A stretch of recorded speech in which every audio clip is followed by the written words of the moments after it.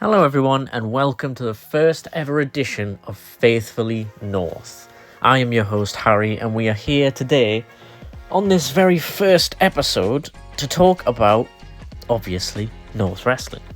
But more specifically, their most recent show called This Is North, which took place at Project House in Leeds. So, for anyone that follows North, you'll know that this was a bit of a different change of scenery. Most of their shows are held in the Anarchy Brewery, pretty much ever since the sort of reform of indie wrestling after the pandemic. And besides that, of course, they have their annual show at the Walker Dome for Thunderstruck. But more recently, they've tried to expand their audience from not only just Newcastle in the northeast to Leeds. Of course, Liam Slater, who's a big part of North, has his PPW training centre and academy based in the northwest, so I'm sure that certainly helps. And also, from my perspective as well, attending the show, I saw quite a few people wearing PPW merch, so clearly there was a bit of an influence there and a bit of a crossover between the two. But yeah, first of all, I'll just say that I really enjoyed the show.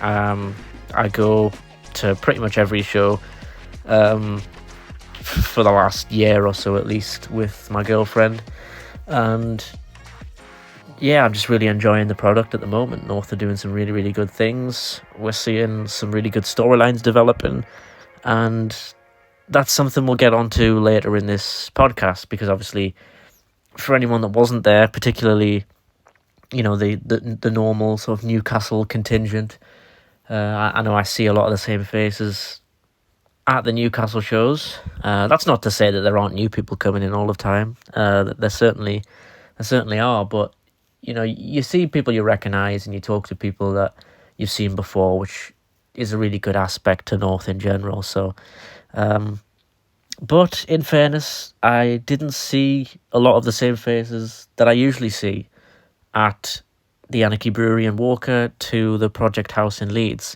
I saw a lot of new faces, and I think that's really, really good for North as a promotion, to not only just see everyone travelling from Newcastle to Leeds. Otherwise, I think Bowers and the rest of the team probably would have thought, well, this was a bit of a waste of time, but that didn't turn out to be the case at all.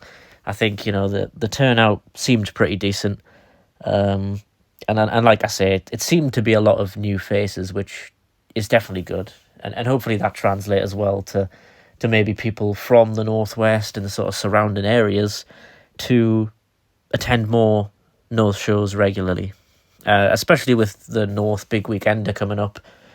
3 shows in 2 days at the sort of mid to the end of November, so that'll be really cool to see. But yeah, basically what I want to do is run down the matches. So first of all, I'll say, spoiler warning for anyone tuning into this podcast. I'm going to run down the card. I'm going to run down the results, as well as the action that happened in the matches, basically, as well as some storylines developing, which I'm quite excited about, because I think we've had some continued storyline from the most recent shows at the brewery, as well as some new storylines developing as well. So it's been interesting to see where people stand in sort of the hierarchy at North, because it seems like we're getting some pushes for some of the people that have been around for a while, as well as like top placements on the card for people who are new to the promotion, or relatively new, sort of in the last 6 months to a year, which is really good and really refreshing. So yeah, we'll start off by going through with the first match on the card, which was Natalie Sykes against Holly Barlow. So Holly Barlow is someone I really enjoyed seeing. It's the first time I've seen Holly wrestle. I've heard a lot about her from other people on Instagram and social media, and people who I know that attend a lot of shows sort of in the Northwest and London and things who've spoken really highly about her, basically. She was accompanied in this match by Lana Austin, who was announced by Tom Campbell as Holly Barlow's best friend, basically, which you can tell that, even without the sort of context, because again, I didn't really know much about Holly, but it was pretty clear that Holly Barlow and Lana Austin are not the best of friends. They don't tend to get on that well. It seems like Lana's quite, she's taken Holly under her wing, but she also gets pretty annoyed at some of her antics, and that was on show in this match as well. And obviously her opponent, Natalie Sykes, she's become a North regular for the last sort of 2 years, which is really good to see. And she's massively popular in Newcastle, and that certainly translated over to the Leeds crowd as well. So, one thing I wanted to say right off the bat, and I hope this doesn't come across bad, okay, to the people of Leeds, I'm really sorry, but the crowd in this first match were pretty dead. I'm not gonna lie. They improved massively throughout the show, I will say that. And sort of by the third or fourth match, things were really kicking into gear and the fans were really into it. But yeah, I think there was a bit of a difference right at the start from the regular North crowd to this crowd. And even with sort of sitting with my girlfriend, she even sort of pointed it out. She sort of turned to me and said, like, is this what most indie shows are like? And I'm like, yeah, pretty much. Because she sort of primarily watches WWE and doesn't watch a lot of other wrestling, other than obviously like attending North shows. So I think for her, it's like North is an indie, but it's run really well, and the fans aren't cringy and boring and make up boring chants. Certainly, in my opinion, and hers as well. I think North does stand out amongst a lot of other promotions, particularly in the UK. It doesn't feel hokey or old-fashioned or a bit sort of out of date. It feels very fresh, like the product's very fresh. The wrestling itself is very good, so that keeps you entertained. I've never went to a North show and just sort of sat on my hands and done nothing, because the shows have always like had something to get involved with. But yeah, this first match, it was a bit slow in places, but I also understand that Natalie and Holly were just trying to do their best to sort of get the crowd involved, and I don't think it was working that well. There was a few little, like, applauds and trying to get sort of Natalie sort of hyped up, because Holly played sort of the heel role in this match, but Lana was on the outside sort of trying to get involved and trying to get Holly to be a bit more heelish, I guess, which was nice sort of character work, where it's like Holly's been taken under the wing of a heel, but she's not really in the same vein as Lana Austin. So Lana sort of tried to coach her to cheat a bit more and play a bit more dirty, whereas Natalie is kind of like just a really popular babyface, and yes, she's sort of very positive and that sort of type of babyface where she's very beloved, but she's also got that like real gritty side where it can all be fun and games and taking selfies and things like that, but then if she gets punched in the face, she's going to punch you back. And this match sort of really got going, I think, when Natalie did slap Lana off the apron, and that got a big pop from the crowd, and that's sort of when they first came alive in this match. But like I say, it did take a while for the fans to get going. I mean, look, for my personal point of view, I'm not massively vocal anyway at wrestling shows. Like, I'm more than happy to get involved with a chant and things, but I'm not the one to really start a chant. I'm not really comfortable starting a chant. I have this horrible feeling that if I start a chant, it's going to massively backfire and no one's going to join in. And everyone knows that's the worst feeling.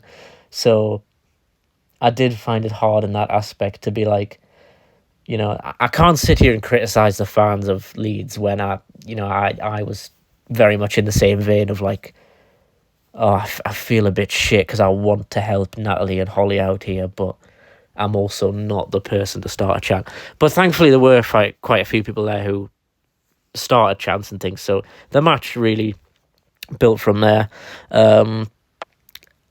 It wasn't the greatest match of all time, but it was just a sort of spot on the card to get the fans excited for the rest of the show. And I think it served its purpose. Natalie got the win, and yeah, just really cemented the run that she's been on lately.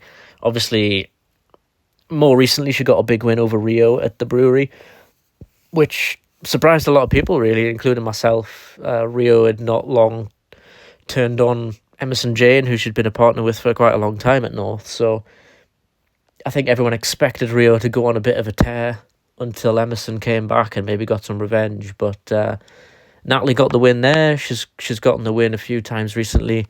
But yeah, it was nice to see Natalie get the win here because she's a North regular.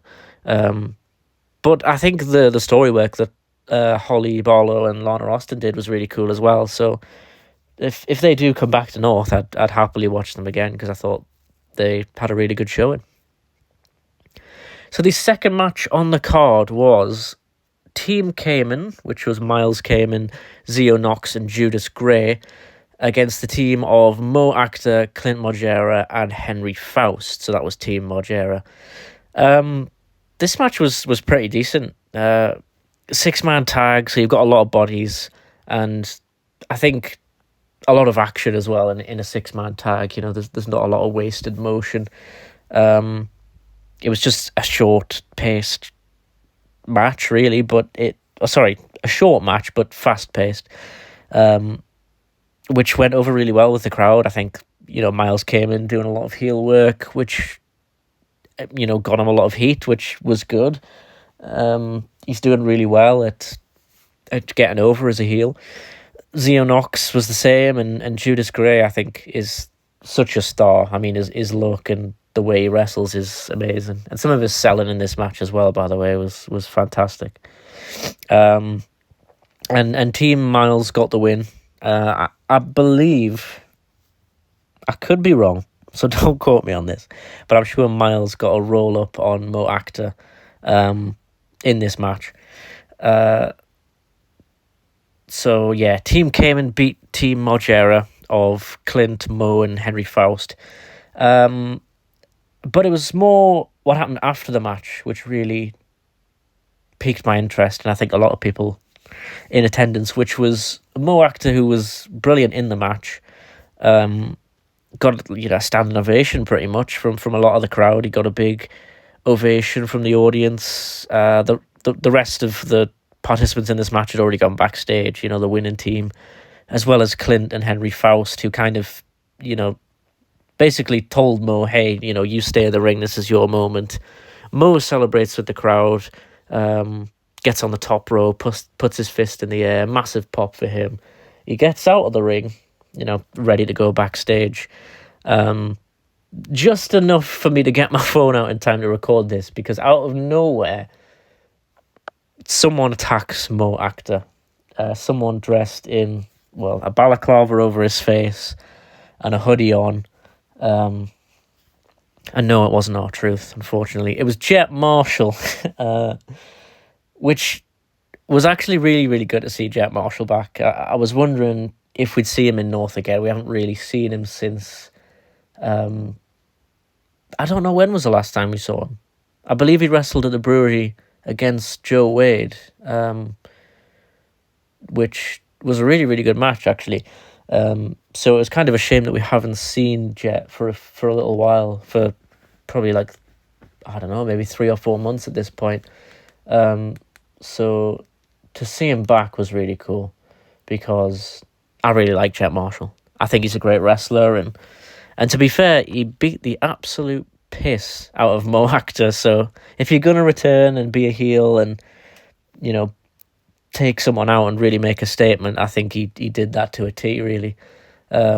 Just beat him to an absolute pulp, and then, as they do, the yellow shirts got involved, and a few of them got battered. I suppose, with Kemper not being there, someone has to beat the yellow shirts up. So it just so happened to be Jet Marshall this time.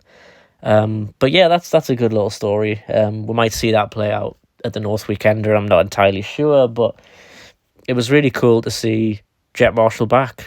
So yeah, Jet Marshall and Mo Akhtar possibly in the future, which would be really good to see. The third match on the card was Amira wrestling Alexis Falcon. So it was announced probably a few days before the show, I think, that Amira would take on Alexis Falcon and we'd see Amira in action, which was really cool because I think, I've seen Amira with Michael Oku at a lot of indie shows before, with particularly with Rev Pro. So it was really cool to see Amira wrestle because I think this is the first time I've seen her wrestle. And Alexis Falcon, I love. I think she's amazing. I think she's a great heel. She has amazing sort of comedic timing as a heel, and she knows when to just get people riled up, which is really, really good. And Alexis Falcon got the win here. Amira came out dressed as Harry Potter, which I actually really liked. I think Tom Campbell said on during the ring introduction of Amira that she's come dressed as Harry Potter. It's basically Halloween. Get the fuck over it. As if to say, look, we're not doing a Halloween show because we don't have a show until mid-November with the North Weekender. So this is as close as you're gonna get. So just calm down. He's like, I know it's not Halloween, but this is you get what you're given. And Amira did a lot of cool stuff. She brought a wand to the ring and casting spells on Alexis Falcon, and Alexis Falcon kind of played up to it as well. So it was nice to have a little bit of comedy on the show. And yeah, again, I thought it was a fairly decent match. Nothing blow away in this match, but I did enjoy it for what it was. And yeah, Alexis used I'm not even going to pronounce it because I'll butcher it, but basically the death spell in Harry Potter on Amira, and then hit an assisted second rope DDT. I feel like she has a name for it, but I can't remember it off the top of my head. But Alexis Falcon hit that on Amira to get the 1-2-3. And yeah, Alexis Falcon, another good win for her. I hope they sort of continue Alexis's feud with Natalie Sykes. With them both winning on this card as well, I think that would go nicely at the North Weekender. They've been going back and forth for the last few months now as well, so it would be really cool to get a sort of payoff to their storyline. And yeah, I also have footage of Amira being dragged out of the arena by the yellow shirts because obviously she was killed by Alexis Falcon. Rest in peace to Amira. But yeah, pretty solid match, and yeah, nothing to falter really. I enjoyed that. And then the fourth match on the show, just before the intermission, was it was the best match up to this point. I do think there was better matches on the show, but in the first half of the show, this was the best match, and it was Hardman Dan, or HMD, defeated Joe Wade, Goth Boy. These two have again been feuding for a while. HMD won the Keg Stacker Invitational at Thunderstruck 3. Got the win over Joe Wade there. And then they had a tag match recently at the brewery where it was HMD and Alexis Falcon got the win over Natalie Sykes and Goth Boy. So Hardman and HMD has really been getting one over on Joe Wade, and it happened again in Leeds because he got the win. This started off really, really fast. I think straight out of the gate, as soon as the bell rang, Joe Wade hit basically like a haluva kick straight in the corner, was just going crazy on HMD, which again I really liked. You don't want to really start up with with a lock up and rest holds when you've got like a real good feud going. You just want to sort of get straight into it, which again I think really got the fans involved. And also before this match, they showed a little like VT on the big screen of the ongoing feud, which I think is really good as well. It helps people who aren't maybe clued into the storyline just to get them up to speed on things. And yeah, this match was really, really good, very hard hitting. I've got quite a lot of footage that I'll put up on Instagram of these two going back and forth, just battering each other. Joe Wade had loads of marks on his back from HMD, just slapping him and chopping him and stuff, which was really, really cool. But Joe Wade did put Hardman down on my knee and proceeded to kick him as hard as he could, and I almost fell off my chair. So I will blame Gothboy for that. But thankfully HMD didn't move, so I didn't get kicked in the chest. So cheers for that, Dan, I suppose. But yeah, this match, again, sorry to sound like a broken record, but was a really, really good match. And out of the four, I think it was the best match on the show to this point. Natalie Sykes versus Holly Barlow, a little bit underwhelming, but it was okay. 6-man tag, pretty solid. A quick match, but it got the job done. Alexis Falcon versus Amira was kind of a comedy match, but it served its purpose. And then this match, HMD and Gothboy really went at it, and yeah, just a really, really solid victory. And HMD got the victory via a referee distraction, which I could be wrong, but I feel like it was a little bit botched. So I was sat in the corner just behind the entrance ramp, basically, and I saw a water bottle there at the start of the match, and I think maybe one of the yellow shirts or one of the referees had moved it, and so later on in this match, HMD pushes the referee into Joe Wade, so they're sort of in the corner.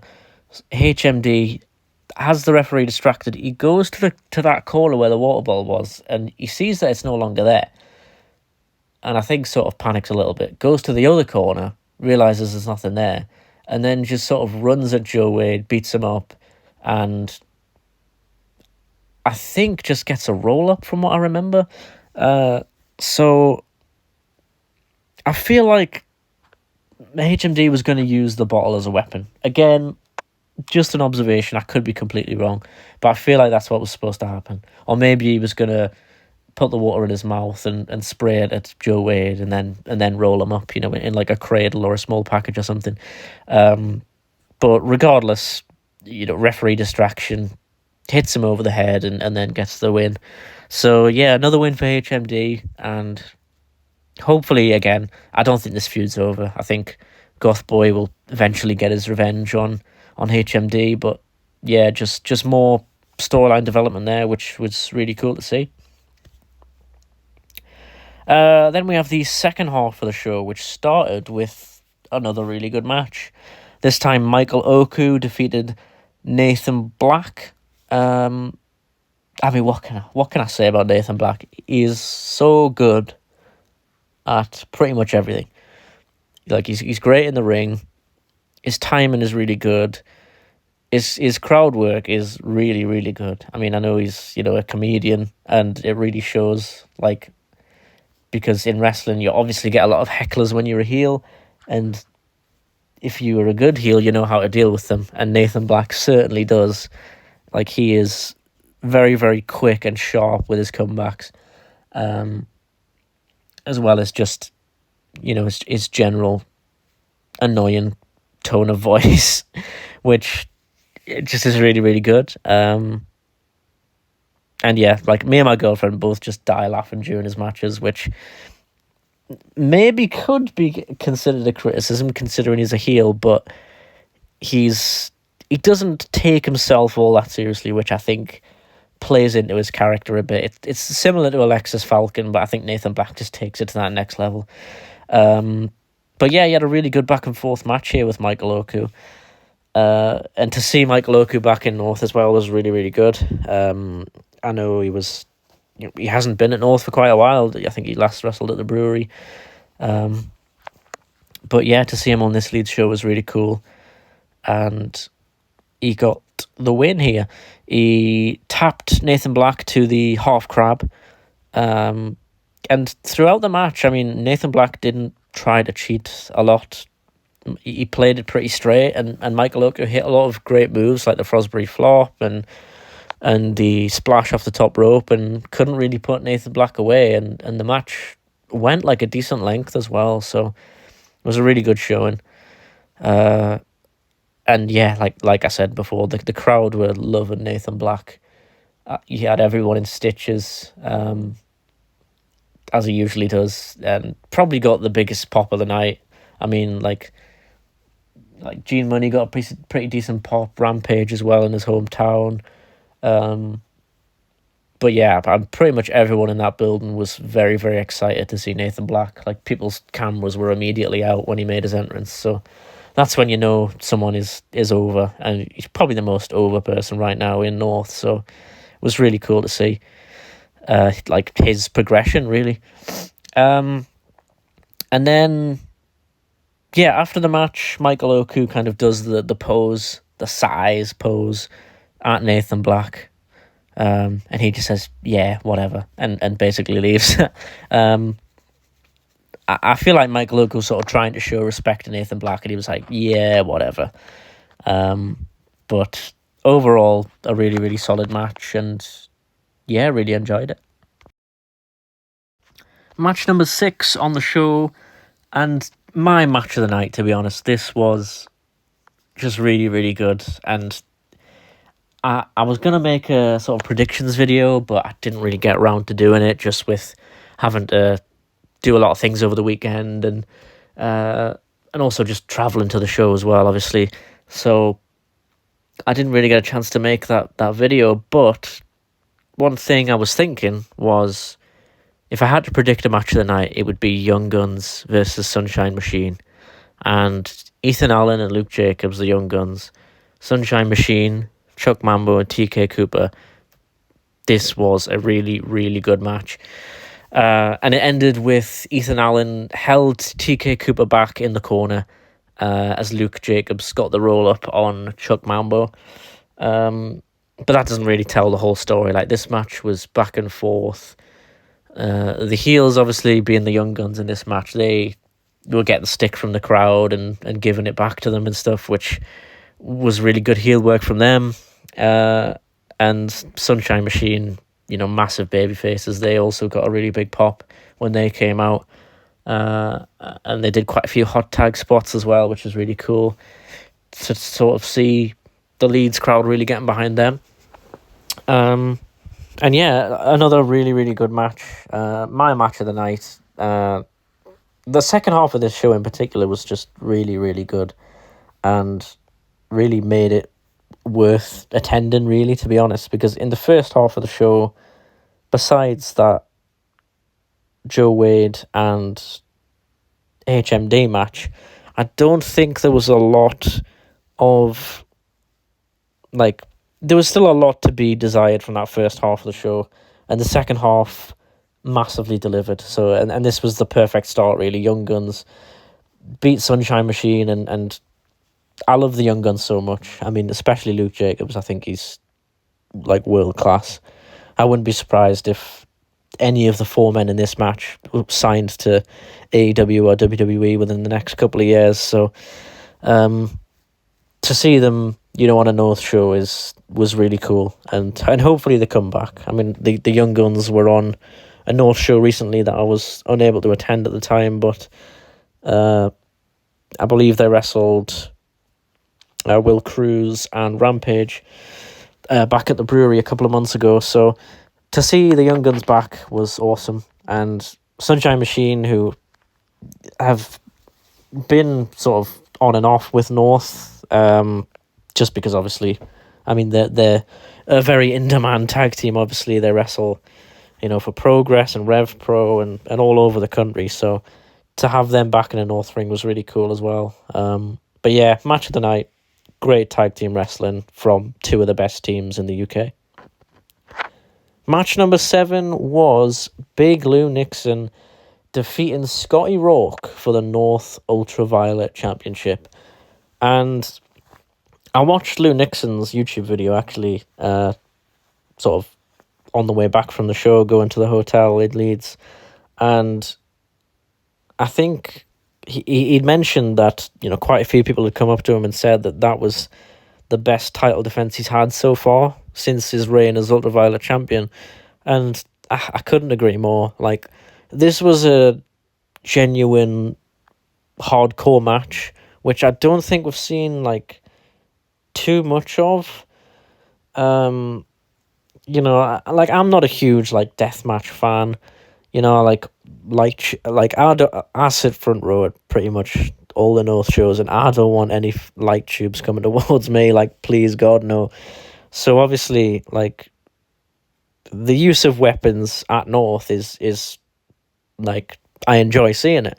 I think it just adds a different aspect from everything else you have on the show. Like, you have big heavyweight wrestlers, you have your cruiserweight wrestlers, you have comedy stuff, you have big multi-man matches, you have intergender matches, and then you have your Ultraviolet Championship, which, is essentially North's sort of mid-card title, but under, like, no disqualification, under any rules, pretty much.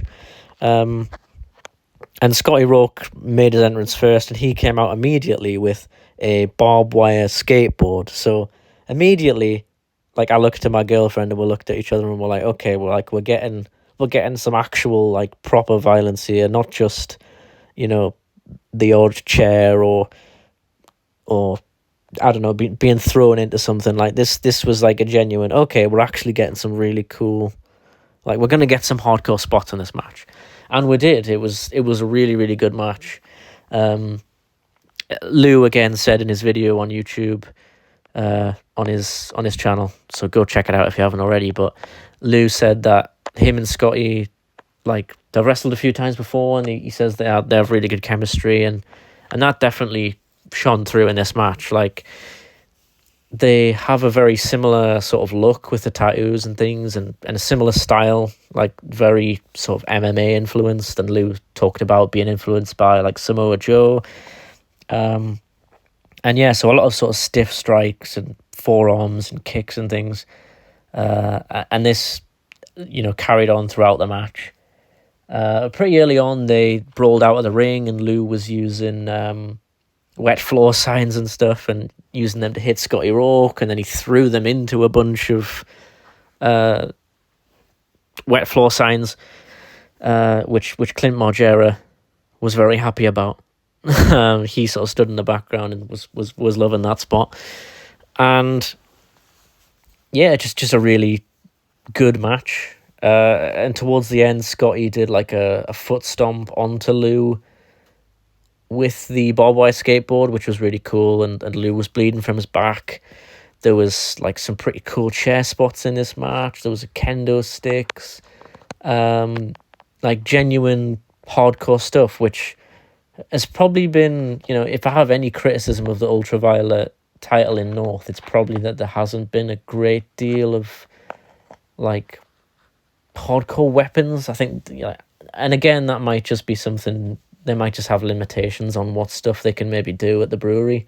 I don't know whether that's the case. That's just purely speculation, but, maybe the venue just don't want any sort of, like, violence to that degree where it's, where it's too violent, where it's like glass and thumbtacks and all that sort of stuff, and barbed wire and shards of glass and things. Yeah, but yeah, overall this was just a really, really good match. Really, like, I went into this thinking like, oh, Lou's definitely going to retain, because I didn't think, like, Scotty obviously hasn't been in the picture until now, so I thought, oh, well, there's no chance of Scotty taking the title.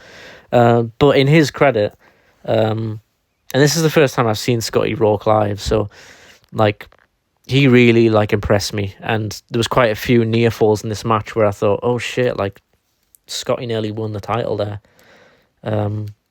Which, again, is credit to him and credit to Lou for making me believe that, I went into this match thinking Lou's nailed on to win, but Scotty really made me believe a few times that, like, he could have won that match.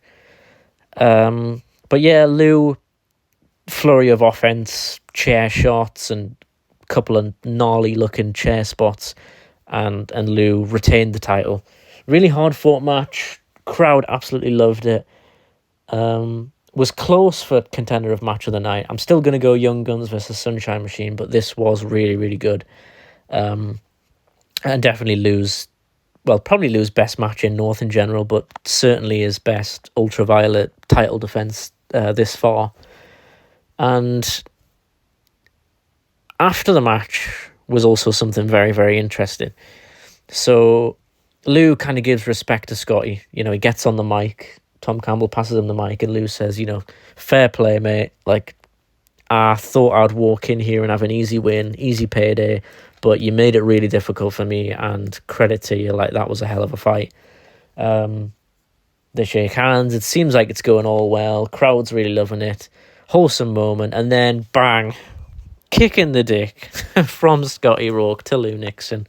Scotty runs away with the belt, pretty much. He ran up the ramp with the title and said, I don't want your respect, basically. I am ultra-violent. I deserve to be the champion, not you.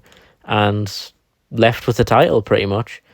Can't remember verbatim what he said in that promo. I might have to sort of look back when the Patreon version gets released, but yeah, he basically said, I am ultra-violent. I am the ultra-violent wrestler, not you. And that's basically that he deserves to be champion. So, and that was it.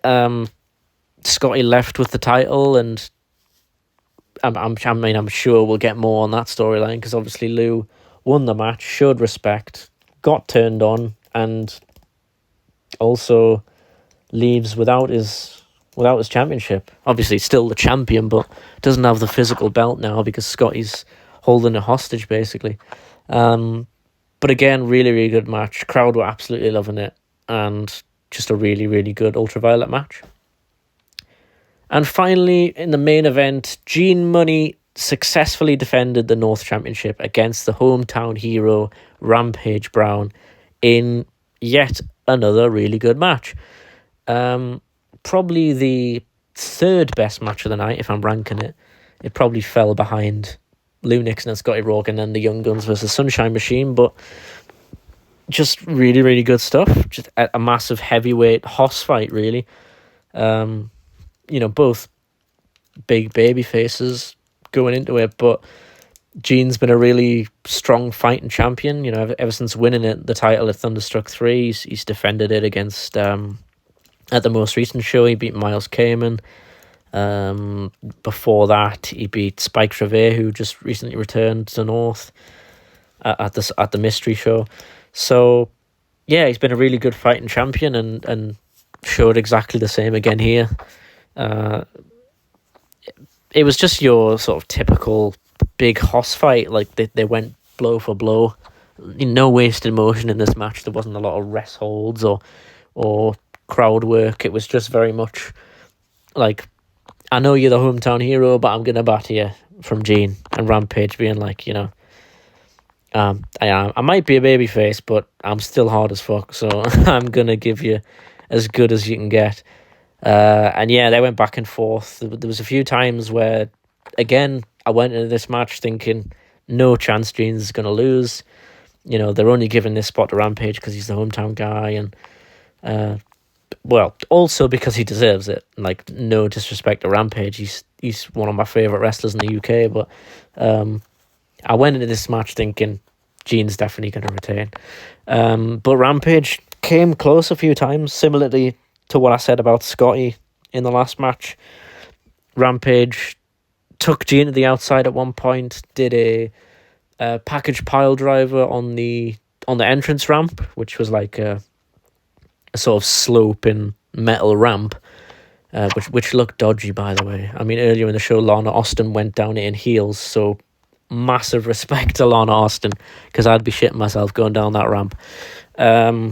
But yeah, Rampage did a package pile driver on the ramp, took Gene back in the ring, did another package pile driver, and that was the closest near fall we got, and did genuinely like make my heart skip a beat, thinking, oh shit, like Gene might be done here. Rampage might get like a shock win and win the title. But Gene fought back, valiant champion that he is. And I think he had to hit Rampage with like a series of, well, basically the Ainsley Lariat, the big lariat that he does. I think he hit basically like 3 in a row to finally put Rampage down, because they were really building Rampage up as like, he's not going to go down easy. So yeah, really, really solid main event. Gene retained, and what happened after that was definitely the most interesting kind of talking point for the show, which was that out came Zio Knox to attack Gene Money from behind. So Gene and Rampage have already kind of shown respect to each other. Rampage has gone off backstage, and Gene is ambushed by Zio Knox with his mallet. The Tory, the bastard Tory from the posh part of posh Jesmond. God damn the Tories. And yeah, he's laying into Gene, and out plays the music for Nathan Black.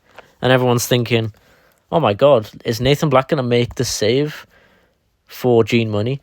So he comes out, takes the mallet off of Zio Knox, and says like, well, he basically says, look, I'll help you. Like, let me get a few shots in on him. So he goes towards Gene, looks like he's going to use the mallet on him. And then he turns around. Another shock, another twist. And then he attacks Zio Knox, beats him up, kind of forces Zio to flee and run backstage. And then we have this face-off between, I don't want to say a babyface Nathan Black, but possibly a sort of tweener Nathan Black. Because when he attacked Zio Knox, that may well have been, and I think it was, the biggest pop of the night. Like Nathan Black turning on Zio Knox and kind of squaring up to Gene Money as if to say, like, I want the next shot. It's not going to be him. Was a very interesting development, and the fans were very, very behind that. And that was just really, really cool to see. So whether Nathan Black is now a babyface is up for interpretation, I suppose. And we'll have to see what happens at the next couple of shows at the big weekender. But just really good things to ponder for this show. And I think not knowing is also a big part of what makes you want to come to a wrestling show. If a company tells a good story, and especially if you're there, for the first time, you're going to be like, well, I thought this guy was a bad guy. He wrestled Michael Oku, he was insulting the crowd. I thought this was the bad guy. But then at the end of the show, he's beaten up one of the other bad guys in Zio Knox, who's obviously, a pretty big, prominent heel in North. And where does that leave Nathan Black? Nathan Black squared up to Gene Money. Well, he picked the title up from the floor and, in typical pro wrestling fashion, before giving it back to Gene Money, he had a nice stare at his own reflection in that North title. And I'm sure for a few seconds he was thinking, this could be mine, and I want it to be mine. And to be fair, Nathan Black, scored a kind of cheap win over Kemper not long ago, who's a big part of North, and I'm sure is going to be a future North champion. He scored a win over Mo Akhtar at the most recent show at the brewery, so he's on a winning streak. Even though he lost earlier in the night to Michael Oku, but he put up a really, really good showing. And Michael Oku's very, very in demand these days, so I wouldn't be surprised if we don't see him for a while. So I don't think this loss is going to affect Nathan Black all that much, because he's still doing really, really well. He's very over with the crowd, and he's the type of guy who can take a loss every now and again, and it doesn't really take away from his character or his sort of weight in the promotion, if that makes sense. And also, like I say, it's to someone like Michael Oku, who is highly regarded as one of, if not the sort of brightest stars for the Brit Rest scene in the future. So a loss to him in like a pretty lengthy match. I don't know how long it was, but I feel like it probably went about 20 minutes or so. Is certainly not going to hurt him. You know, losing to Michael Oku is no mar on your record. So yeah, really interesting stuff. Nathan Black handed Gene Money the title and then just said size. Because apparently he can't say any other words most of the time. But yeah, I imagine that's Nathan Black sort of saying, hey, look, you know, if you're going to be issuing all these challenges and you're going to be a fighting champion, then look no further, basically. That wasn't said, just to be clear, but that was very much the insinuation that I got from this, you know, segment after the match, was Nathan Black handing Gene Money the title, and I feel like that signifies a future match down the line, possibly at the North Weekender or somewhere further down the line, but I'm sure that's a match people would love to see. I mean, you've got the most over babyface in Gene Money, who's massively popular, especially in Newcastle. The fans absolutely adore him. And yeah, to have Nathan Black, whether he's a babyface or not, I mean, if you ask me right now, I'd probably say no. I would go out on a limb and say that he attacked Zio because Zio was trying to get that spot. He was trying to, you know, insert himself in the title picture. He was trying to jump the queue to be the next challenger. And Nathan Black kind of says, no. Like, if anyone's going to be the next challenger, it's going to be me. So he took Zio Knox out the picture. And that's at least what I took from this segment. But again, it's up for interpretation, which I think is a really good thing. You know, you don't want to just sort of go to a wrestling show and everything to just end on a singular note of just, oh well, like, that's it now, don't need to come back. Like, for any new fans, like, that's going to make you want to come back, and that's the ultimate goal of any show, especially when you're trying to promote it to a new audience. That's exactly the reaction you want. And like, the fans, like I say, were quiet at the start, but they got really engaged and really involved in it, and hopefully that encourages more people to watch North, you know, to sign up for the Patreon, to follow them on social media, and hopefully to show up at the brewery every now and again, because the turnout was decent, you know. I think it is usually bigger at the brewery, but, you know, for only their second show in Leeds, I think was a pretty solid turnout, and yeah, overall a really good show. I'd probably give it a 8 out of 10, I would say. I really enjoyed it.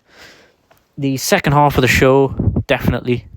And then probably Hardman Dan, or HMD, sorry Dan, versus Joe Wade was probably the other really standout match. But yeah, particularly those last four. I think Michael Oku, Nathan Black, Young Guns, Sunshine Machine, Lou Nixon, Scotty Rourke, and Gene Money, Rampage Brown were, like, as good as you're going to get, you know, from North, and really, I think, presented what North's all about, which is like really good in-ring work mixed with some really good storylines, because, you know, you got to see Amira wrestle in a singles match, as well as appear later in the show as, you know, the valet for Michael Oku. You got to see Lou Nixon and Scotty Rourke, and the heel turn from Scotty Rourke. You got to see Jet Marshall return. You know, obviously, if that's your first time at North, maybe you don't know Jet Marshall, but even if you don't, it certainly makes you interested in, like, okay, who's this guy? Like, what's his deal? We got to see Rampage Brown, who was, you know, probably long overdue, a sort of big spot on a North show. And you got to see Gene Money defend the title, and then a couple of new challenges appear. So overall, really, really solid show. I think there's not a lot more they could have done, really. I think they got most of their main sort of regular wrestlers on the roster on this show, and we got a lot of good storyline development as well. So just trying to think if there's anything missing, to be honest. I suppose the only thing that people are still intrigued by is this Emerson Jane Rio storyline. The only thing I could think of is that they're probably just booked at a lot of other shows. I know Emerson travels a lot, and so does Rio, especially for sort of Rev Pro and Progress and stuff. So it could just be a bit of a date issue that they can't get the booked on the same show. But regardless, I'm sure we'll get more on that, because since Rio's turned, we haven't had a lot of development on that storyline. But there's certainly time, and there's still a lot of chatter amongst the fans at North to sort of see that storyline play out. So it's certainly not like the hype around it hasn't gone away. So hopefully, if they act on it soon, we'll get a payoff to that. But other than that, yeah, I really enjoyed this show. It was my first time in Leeds, my first time at Project House, and even though the atmosphere probably wasn't as good as the brewery, sorry Leeds, I really am. No, I'm not really. Newcastle #1 always. But still a really good show, and hopefully it's encouraged a lot more people to watch North and come to more shows regularly. But yeah, I'm really glad I went out of my way to travel to this show with my girlfriend, and yeah, we really enjoyed ourselves, as we always do at North. I think, especially when WWE and AEW haven't really been hitting the high notes as of recently, at least in my opinion. So North's just become like the promotion that I'm most excited about, really. Not only just because I attend them in person, but also just I really enjoy the storylines, and I think they pack a lot of really good wrestling and storylines into like a condensed show. You're not sat there for 6 hours watching a show, or you're not watching, a really boring match. Like, that very rarely happens at North, where a match is dull. Even like I say, that opening match between Natalie Sykes and Holly Barlow, it wasn't the greatest match, but it served its purpose on the card, and it furthered Natalie Sykes' sort of redemption arc and trying to get more wins under her belt, and hopefully kickstart that feud again with Alexis Falcon. So everything kind of serves its purpose at North, and it feels like everything has a reason behind it.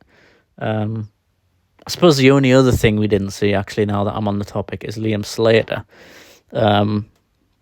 Liam, so 2 shows ago, he had a match with Henry Faust, which he got disqualified from because he kind of just lost his head. He's been in the storyline is that he's been in a really sort of bad mental place since Leon has left. He lost the title at Thunderstruck 3, and he's gone on to do really well for himself in TNA and win the X Division title, and been on NXT recently, and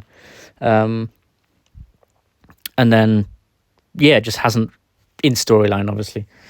I'm sure he's fine in real life. Sorry to break the kayfabe there, but in storyline he's been very upset and he's not been himself. He kind of just sits gloomily in the corner and doesn't really show a lot of emotion. And then in the last show at North at the brewery, he had a match with his wife, Eve Bateman. But before the match even got underway, he walked backstage, and the match got thrown out basically because Liam just wasn't having any of it. He wasn't going to fight his wife, and Eve wanted the match because she wanted to, try and get to him in the best way that she knew how, and try and sort of get him to snap out of his depression.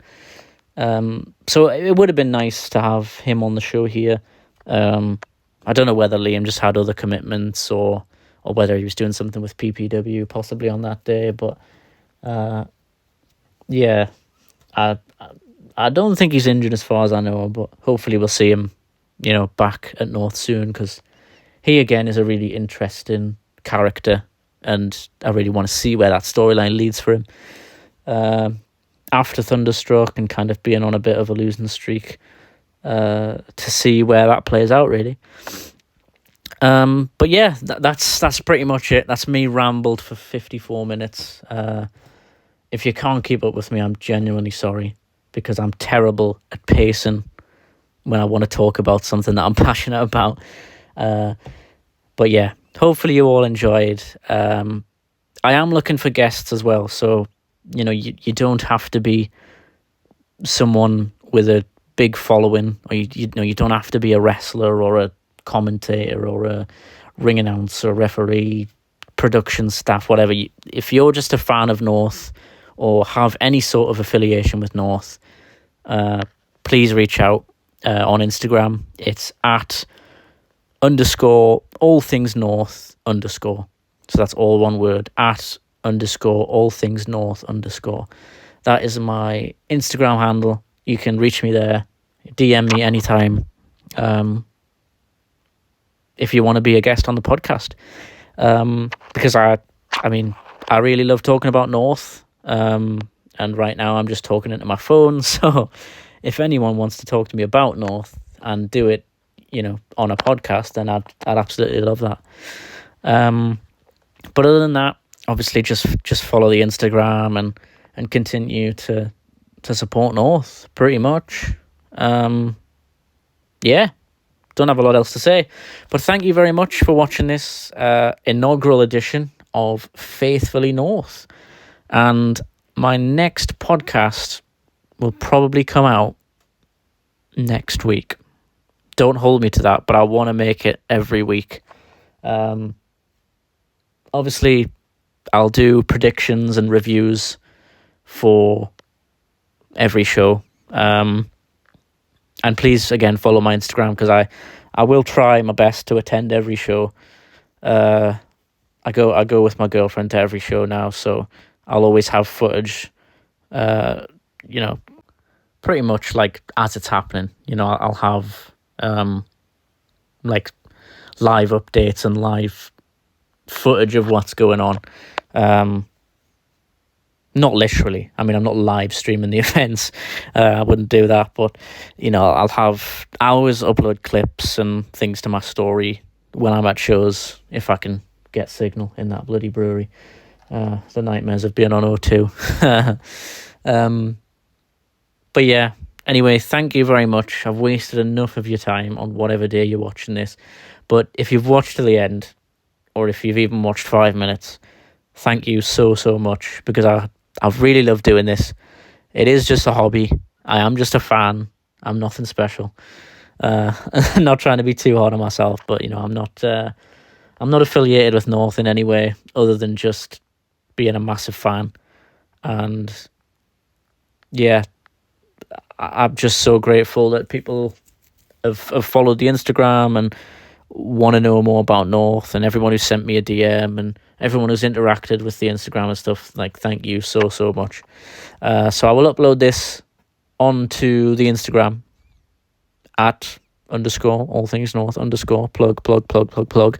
And I'll upload it as well on my YouTube channel, which is youtube.com / Empire Pro.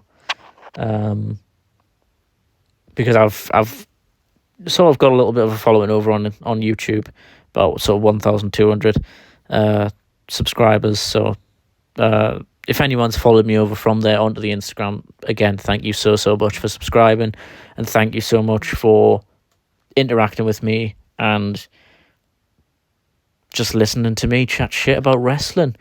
I do a lot of wrestling content on there, but this Instagram page obviously is dedicated to just everything North wrestling, hence the name. But yeah, thank you so much for listening, and I'll see you guys in the next one. Thank you. Bye.